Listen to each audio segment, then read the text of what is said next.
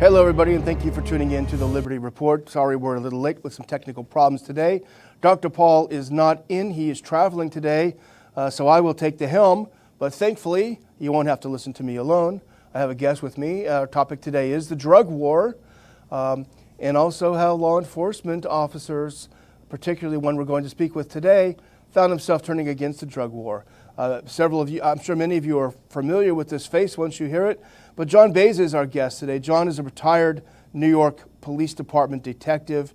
He worked 3 years undercover assigned to the Manhattan North Narcotics Major Case Unit. So an undercover narcotics officer. Many of you will recognize the face as the person who kept Ron Paul safe during the 2012 election campaign. The person standing by Dr. Paul that you would not dare mess with. So, John, thank you for joining us today. Well, thank you for having me, Daniel. And unfortunately, technical problems have kept you from being with us on video, but certainly on audio, we'll have a good chat. Now, you spent a lot of time, John, as an undercover narcotics officer. If you could just give us a kind of your life story. I mean, how did you go into it? How did you get into it? And take us through this process. Well, originally, when I was a police officer on patrol in Harlem, I had met somebody who was an undercover, and he had told me some stories, and I had been interested. I was actually still indoctrinated, if you will, as a drug warrior, and I thought that it sounded like an interesting way and a direction towards a detective shield, which is the gold shield in NYPD. Everybody kind of respects that and wants that, you know, most officers. So I thought it might be a good way, very dangerous way. You do get if you do go undercover, you get promoted in a shorter period of time than if you would do some other investigative work, because it is so dangerous. Out of 40,000 police officers in New York City, there are about 120 undercover officers that are, when I say undercover, I don't mean plain clothes, and I don't mean driving around in an unmarked car. I mean off the books. You can't find them in the computer. The only thing you really do is receive your check. You go through the back door. You don't wear a uniform. So that's the undercover thing that I'm talking about at this point. So for all intents and purposes, you're a drug buyer, right? That's essentially what you are. And yes. So I'm fascinated with criminal justice, you know, and I think it's fascinating and horrifying. Maybe you can give us a story, a particularly gruesome story, not gruesome, but what was it like being undercover? I imagine terrifying. Yes, it was very scary. If somebody said if there was an undercover who said they weren't scared, they were lying, because everybody is scared, and it's terrifying to go out there. Once you go out there, you have to take you have to be an actor, take somebody else's role, the role of a criminal, or what we call a criminal out there at the time. And you would have to convince people to sell you drugs, and there would be constantly be guns wherever there's drugs and cash. There's going to be guns. So some buys were made on the street, but many buys I've made hundreds of buys. Many buys I've made inside apartments, no backup, no gun on me, no ID card, no shield, which is a badge, no radio, no communication whatsoever, and inside the apartment might be 5-6 people with a scale, cocaine, and several firearms. And, I would be purchasing drugs and have to convince them that I'm not a cop. This went on for some time. There was several times that I felt that there was, there could be danger, but I was able to talk my way out of it. It's one of the ways I learned how to talk to people, and when I became a real detective. But one of the real thing that turned me being an undercover was I had done it successfully for about 3 years. And in my last buy, it was the last buy that I ever made because I decided it was. I was purchasing about $16,000 in heroin. Jeez. I had bought from the same individual several times. And to make a long story short, it could have been very gruesome. I was in Harlem on the 4th floor of a abandoned building, and the gentleman that was dealing me the heroin decided he was going to rip me off for $16,000, and he put a gun to my head, and I gave him the money. Some of the money was stuck in my socks because, you know, you're in that mentality. You keep money in your sock and get into that mentality. So that particular moment, when that gun was at my head, he told me to turn around. I refused to. I knew in my mind that if I turned around, he would shoot me in the back of the head, because most criminals, even hardened criminals, won't shoot you in the front of the head. Well, most. Dang. And that went through my mind. And so I came out safely, and he was arrested later on. But that changed not only my view on the drug war, but my view on life, and drew me to libertarian views. Well, that's interesting. I want to go into that a little bit, but what were your thoughts on the drug war when you went in? Had you given it a lot of thought, or what, going into the undercover narcotics officer, what were your thoughts on the drug war? Originally my thoughts were, oh, I'm doing something good, I'm saving the kids. But in fact, I never saw one child purchase illegal drugs when I was out there. I mean, it wasn't, you know, people talk about school children and so forth. I never saw that. But my father, my late father, he had told me, when talking to him, he had told me they should legalize all drugs, and I said, "Oh, what are you, crazy?" You know, I wouldn't really argue with my dad, but you know, I said, "Dad, come on." And then this incident proved to me that my dad was right. He was a lieutenant in the fire department up in Harlem and South Bronx, and he knew. And this changed directions. I had the ability to go to a task force working with the DEA, and I did turn that down to go to the Special Victim Squad, because I chose a place where I could do the most help for actual victims and not victimless crimes.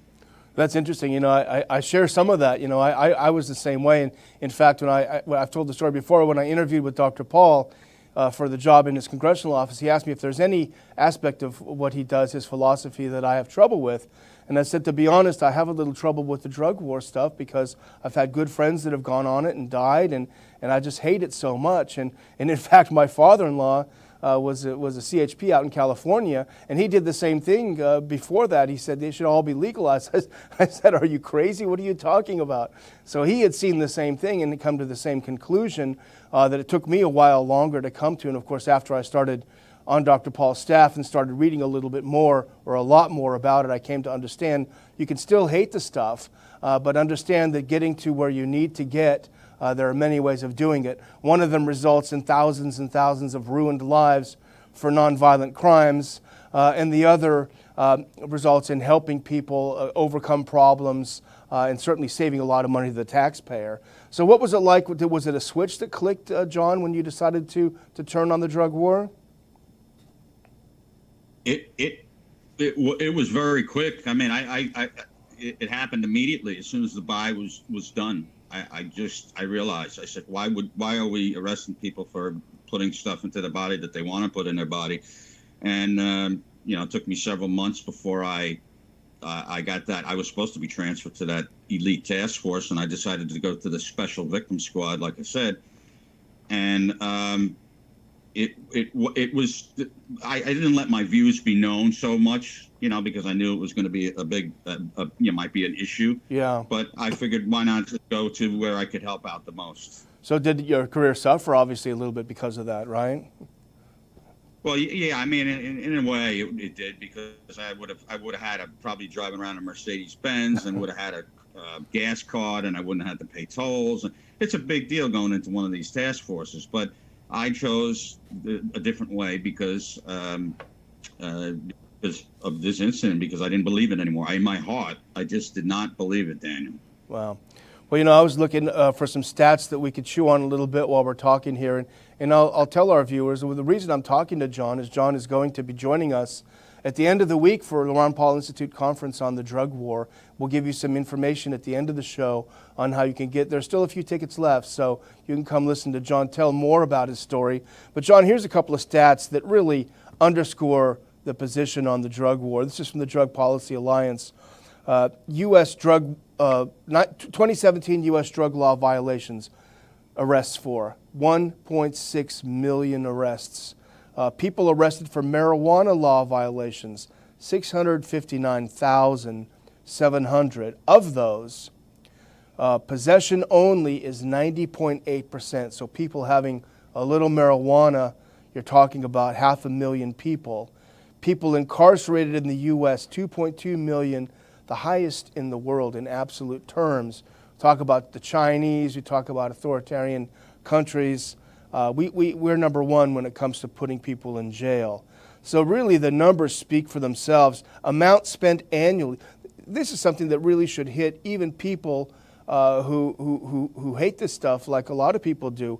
$47 billion spent annually on a 40-year war on drug that we're no closer to winning than we were before. What do you think, John? I think that's. Of course, I agree with those statistics because I know they're true, but we're no closer. In fact, the drugs are more pure. The drugs are cheaper than they were when this drug war started. And I remember an incident where, they seized a ton of cocaine in Miami, and the next day the price of a kilo of cocaine went down. So it just goes to show you that this drug war is we kind of look for good stuff. We look for optimism, just as you and Dr. Paul do in the foreign policy realm. And we do have a little bit of optimism with the marijuana legalization and so forth going on. But we have a lot more work to do and a lot of work ahead of us. And I hope that people come out to hear what everybody has to say at the conference, because I think it's going to be very, very interesting. And I think that people can use a lot of the information and spread it around.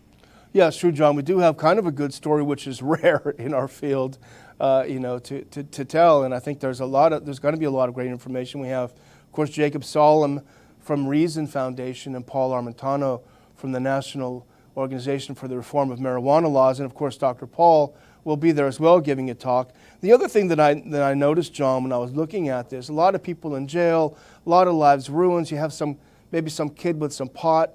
He goes to jail. He's not going to come out better off. He's not going to come out, he's got to come out hardened. Here's something that people may not have thought of. 200,000 students lose their federal financial aid eligibility because of a drug conviction. You think about that. Maybe a smart kid going places makes a couple of stupid decisions. Next thing you know, he can't go to school. What's he going to do? Chances are, what do you think, John? Chances are he may continue going down that path that he made a mistake and stepped into in the first place. Well, it kind of forces. I think it forces a lot of people to do that because they have this now on their record. They can't get a job. They can't get. They have trouble readapting to society. And prison. I was a correction officer at Sing Sing and also at a local jail prior to being a police officer. So I know. I worked 2.5 years behind the bars. So I know that it does not help anybody. It just makes them harder. And you are 100% correct, Daniel. It makes them hardened, and it makes it worse. Terrible. Well, John, we're going to close out. We'll just have a quick talk, but I can't resist asking you if you have a Ron Paul bodyguard story or just some reminiscence of that, because people saw you by his side the whole time, and it must have been fascinating to travel with him during the campaign. It was fascinating, and I was trying to think of a story, and I think I'll leave it on a light note. How's that? That sounds great. Because we didn't have too many very, very dangerous situations, only sometimes in the vehicle, so we almost had some accidents, not because of us, because of others. But anyway, there was one incident that comes to mind. It was in Philadelphia. There was a fundraiser, and a gentleman was in line to see Dr. Paul shake his hand, take a picture, and I was there, of course. And when he came up to me, he told me that he wanted to kiss Dr. Paul on the lips. Ooh. And I told him, I said, I don't think that's going to, be a good thing to do. And I said it in a very nice way. And then he said, well, maybe I'll just give him a kiss on the cheek. And I said, well, how about a nice firm handshake? Yeah. And he said, yes, sir, I think so. And he went up and he gave him a firm handshake, and that was it, because it's a funny story, but it's you have to watch out for these things, and sometimes we have issues. So that was one of the funnier stories, and I'd rather tell that one than some of the scarier ones. But I'm sure that's, Dr. that's a funny. It is. I'm sure Dr. Paul will continue to thank you for your intervention when it comes to that. So we're going to meet again on Saturday, John, and we're looking forward to seeing you. To our audience, there still are tickets available. Just go to ronpaulinstitute.org/conference for more details, and you can buy your tickets there. It's going to be a great day. It's not a full day. It's going to be a great partial day. We'll have a nice breakfast together, some coffee, and listen to some great speakers. ronpaulinstitute.org/conference. John, really looking forward to seeing you again in person. Looking forward to hearing what you have to say. And thanks a lot for joining me today on the program. Thank you, Daniel. And I want to thank all of our viewers to the Liberty Report. Please come back and see us soon.